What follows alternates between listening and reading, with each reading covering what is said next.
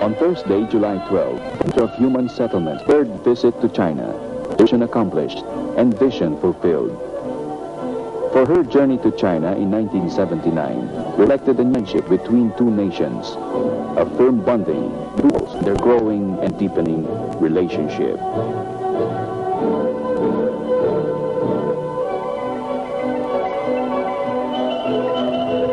I am happy to report that we return from this, my third visit to the People's Republic of China, with another mission accomplished. From the very beginning, it was clear that the Chinese government attached the highest importance to this visit. We were accorded high honors and an exceedingly warm welcome.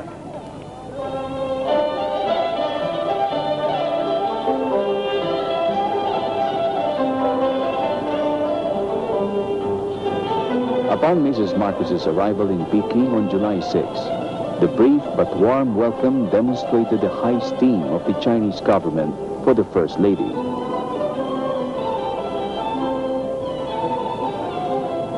Top Chinese officials led by Vice Premier Li Shenyan and his wife, Madame Lin Jiamei, members of the Diplomatic Corps, and Philippine Embassy officials were on hand for the airport ceremony.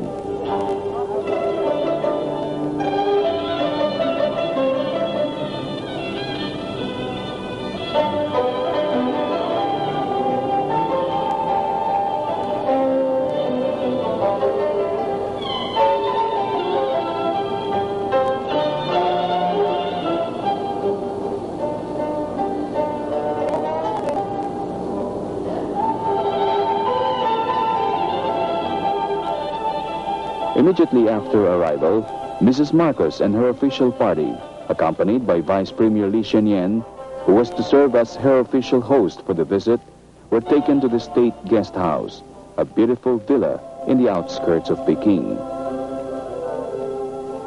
The official delegation from the Philippines represented all the branches of government, with 3 cabinet ministers, Minister of Tourism, then Minister of Industry, Vicente Paterno, and Minister of Budget, Imelda, as well as the Chairman of the Philippine Airlines, Roman Cruz Jr., 2 Justices of the Supreme Court, Justice Claudio T. Hanqui and Justice Jovenel Guerrero, and 14 members of the Batasang Pambansa, local government officials, and businessmen.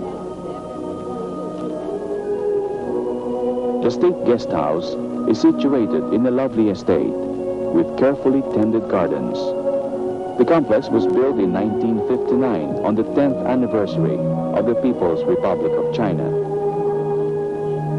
Villa number 18, where Mrs. Marcos stayed, is normally reserved only for visiting heads of state. It is the largest and the best of all the guest houses in the estate and holds priceless art pieces crafted by palace artisans during the time of the imperial dynasties.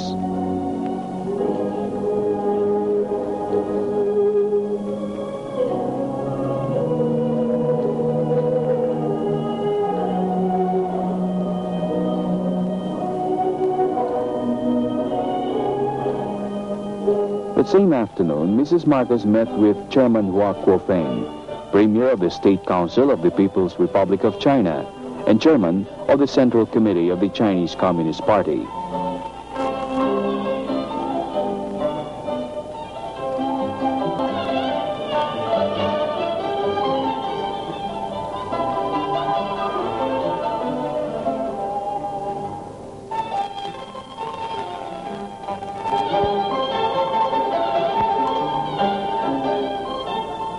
It was an unprecedented gesture that she was received by the Chief of State barely 2 hours after her arrival.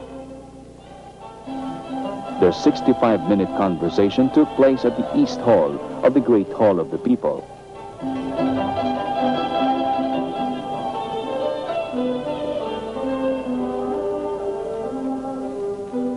Mrs. Marcos handed a personal letter of President Marcos to the chairman. In response to President Marcos' invitation, Premier Hua Kuofeng promised to come to the Philippines early next year, and we look forward to his visit with keen anticipation.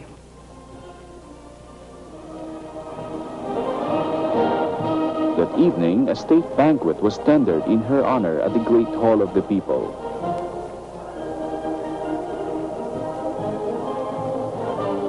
In his speech, Vice Premier Lee Hsien-Yuen praised Mrs. Marcos for her work as an envoy of goodwill, promoting the friendship between China and the Philippines. Madam Marcos is visiting China for the first time as an envoy of goodwill sent by the Filipino government and the people. With her consistent interest in promoting friendship between China and the Philippines, she has contributed positively to the development of friendly relations and cooperation between the two countries. Since the establishment of diplomatic relations, she herself received many visiting Chinese delegations, all made arrangements for their stay in the Philippines. And it was at her suggestion and with her help that many goodwill missions from the Philippines visited China. He remembered his visit to the Philippines in March 1978 as an opportunity to enhance the mutual understanding and friendship of the two countries. During my visit to the Philippines in March last year, I was given a ceremonious and warm welcome by President and Madam Marcos and the Filipino people. Mrs. Marcos responded in kind with the remembrance of her China visit in 1974 and again in 1975. It was a mission of rediscovery, the rediscovery of an old friend from whom we had for too long been separated. I came back in 1975 to accompany President Marcos' historic voyage, during which new foundations for the friendship between our peoples and a new relationship between our governments were established. Today, I have returned to China to help sustain and nurture our friendship and to reaffirm the common desire of both our peoples that the friendly relations between them continue to grow and to prosper. But to me, a journey to China is more than a visit to a friend and a neighbor. It is an act of self-renewal, a pilgrimage to one of the wellsprings of our culture, a return to one of the sources of our national heritage.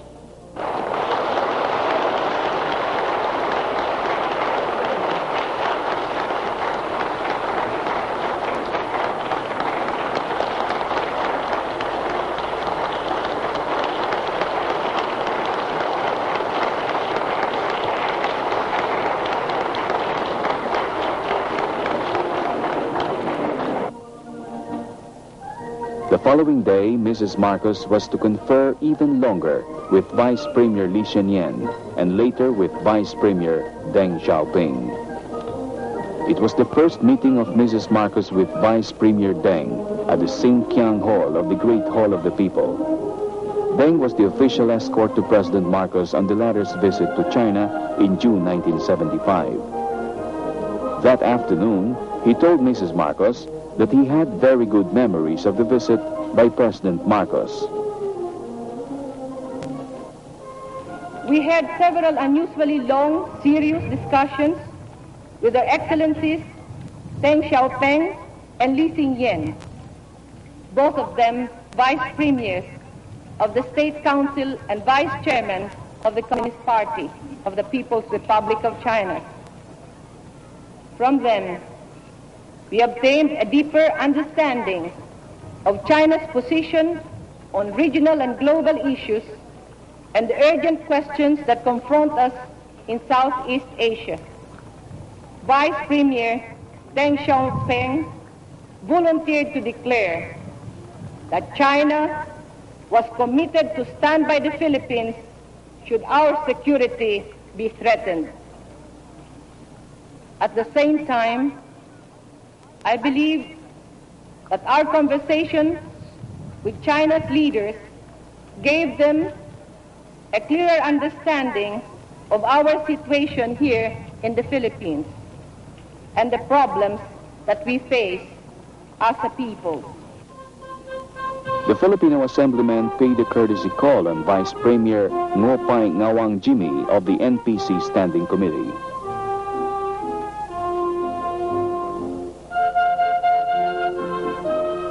Chairman Cruz met with top officials of the Civil Aviation Administration of China, Deputy Director of CAAC Zhen To, and First Deputy Director General Xiang Ruiai, who initialed the air agreement on his visit to Manila in June. Minister Jaime Laya, Commissioner of the Budget, exchanged views with the leading member of the State Planning Committee, Deputy Commissioner Ruan Yun, as did Minister Paterno with the Foreign Trade Minister Li Qiang and other officials of the Trade Ministry.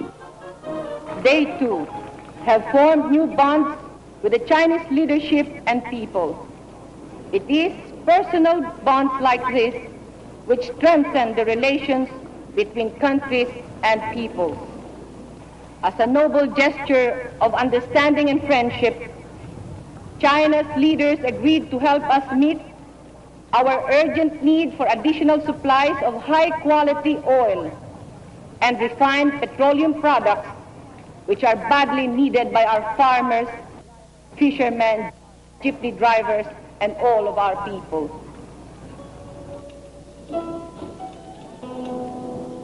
Mrs. Marcos took over negotiations begun earlier by separate technical panels on the 4 major agreements to be concluded and signed during her visit.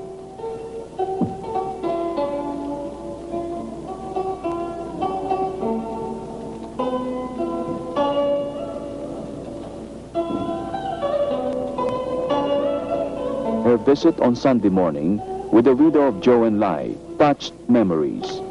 The wife of the late premier serves in her own right as a member of China's top leadership.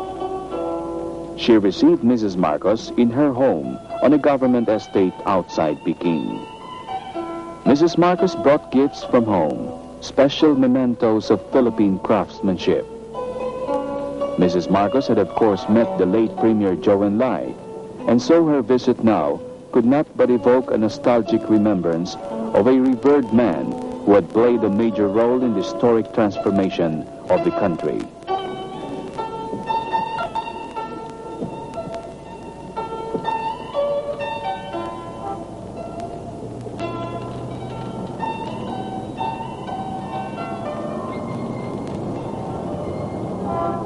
There was one other great man to be remembered.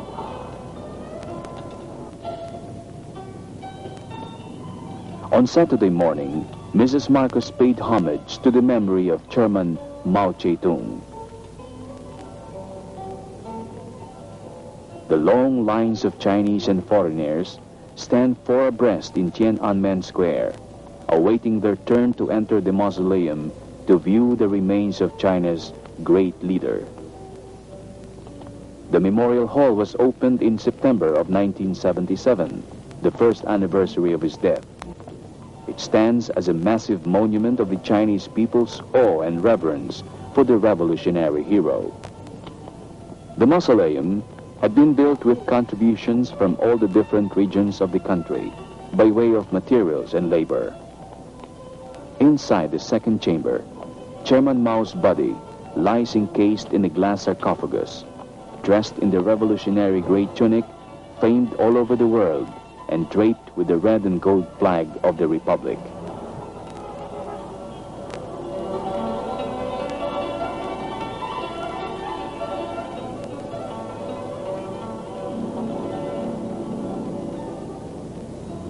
Mrs. Marcos brought a wreath of flowers to lay at the marble statue of the man she met on 2 unforgettable occasions in his lifetime.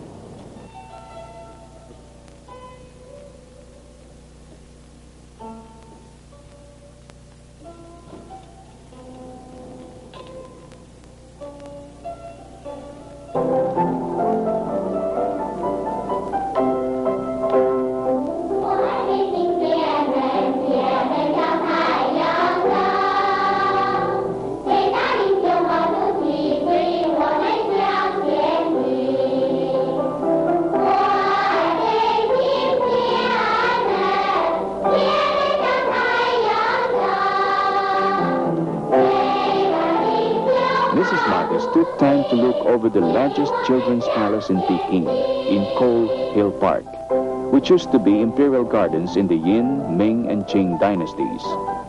In 1956, the park was converted into a special playground and study center where talented children are given training and supervised in extracurricular activities after school hours. Every day, some 2,000 children come to the center for play or for study. The ancient pavilions are now used as classrooms for special lessons in calligraphy, fine arts, dancing, and music.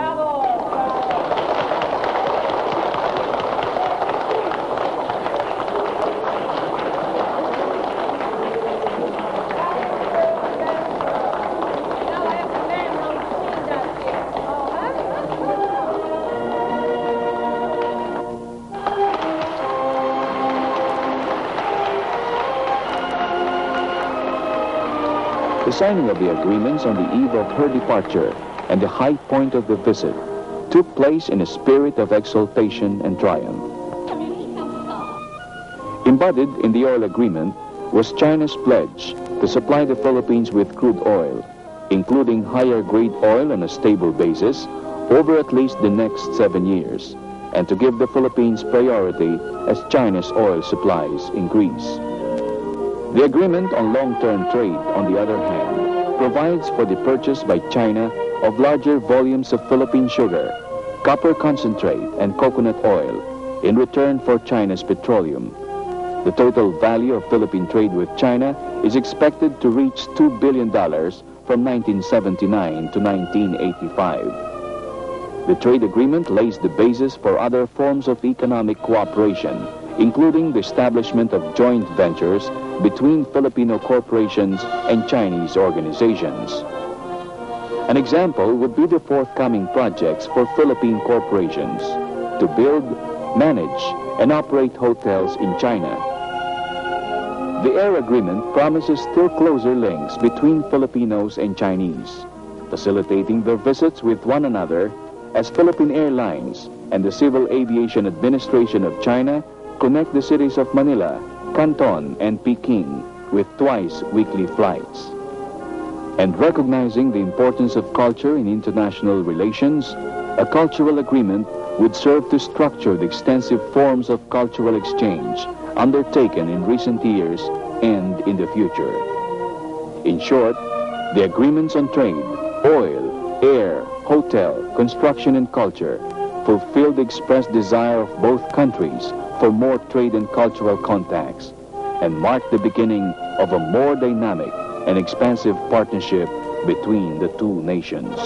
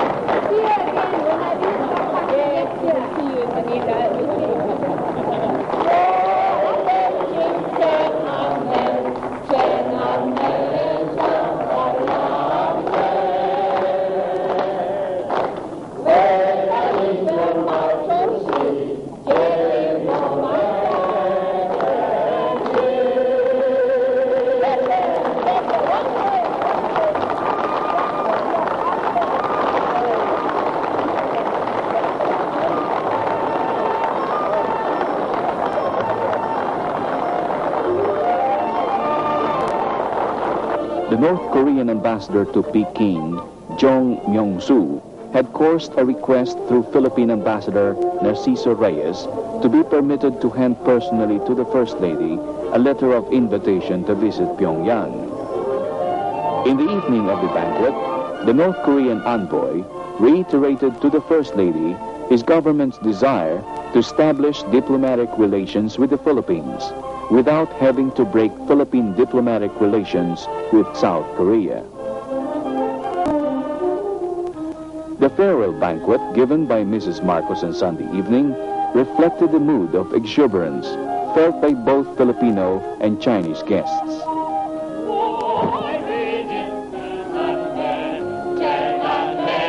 Cultural numbers by Filipino and Chinese artists enlivened the evening, and the sentiments expressed by Vice Premier Lee Hsien-Yuen and Madam Marcos centered on the deepening of mutual understanding and the affirmation of a common purpose.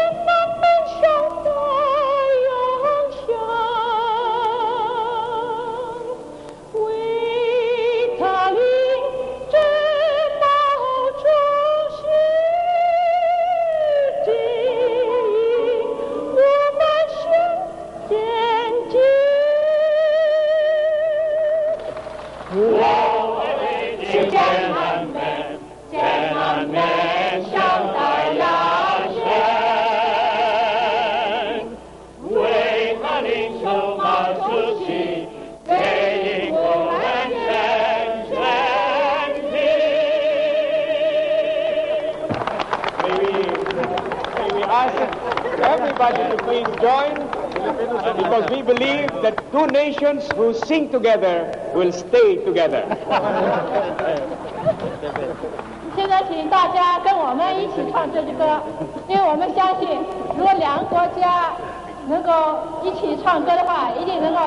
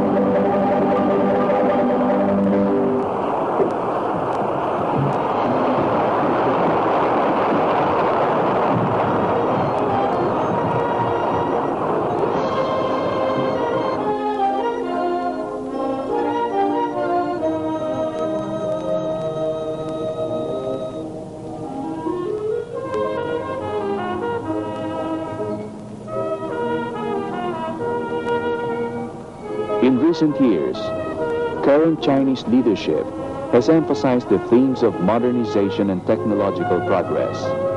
Today, China reaches out to the world and, in a tide of reform, has evolved subtle changes that have lent to this ancient country and culture a more joyful face.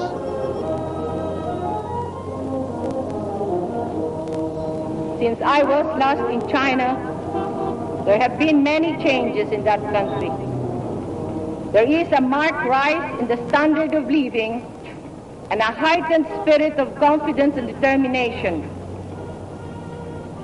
During our delegation's visit to Peking, Xi'an, and Guilin, the lesson that we learned is that, in spite of its size, the People's Republic of China has made judicious use of modern technology without prejudice to its human and natural resources, achieving a balance between man and his material needs.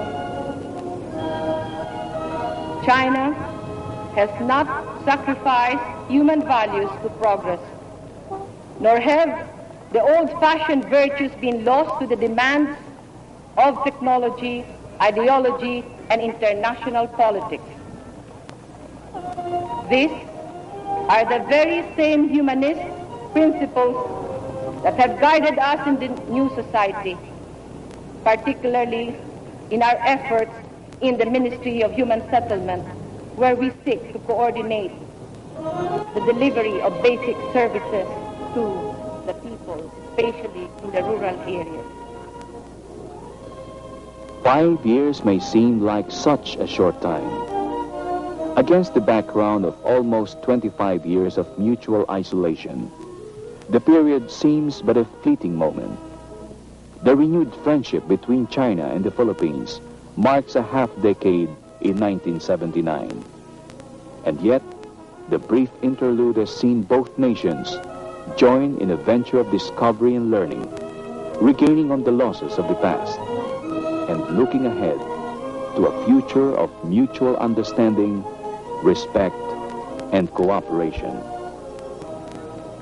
On behalf, therefore, of my delegation, I would like to thank the President and the people of the Philippines for the privilege of serving our country and our people once again. To each and every one, from the bottom of my heart, for this privilege, thank you. Maraming salamat at mabuhay kayong lahat. Maraming salamat po.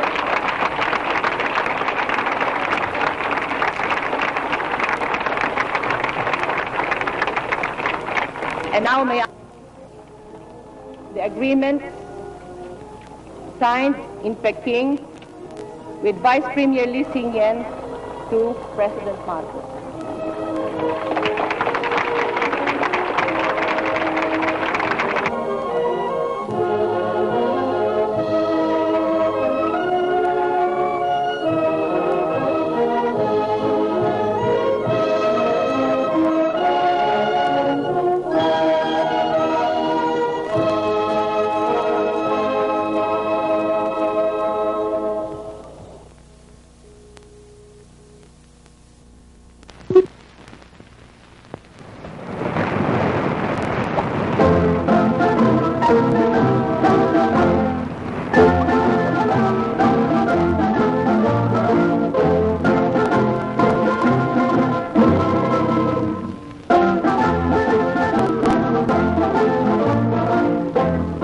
On the invitation of the government of Australia, the First Lady, Imelda Marcos, journeyed to Australia to attend the grand opening of the Sydney Opera House.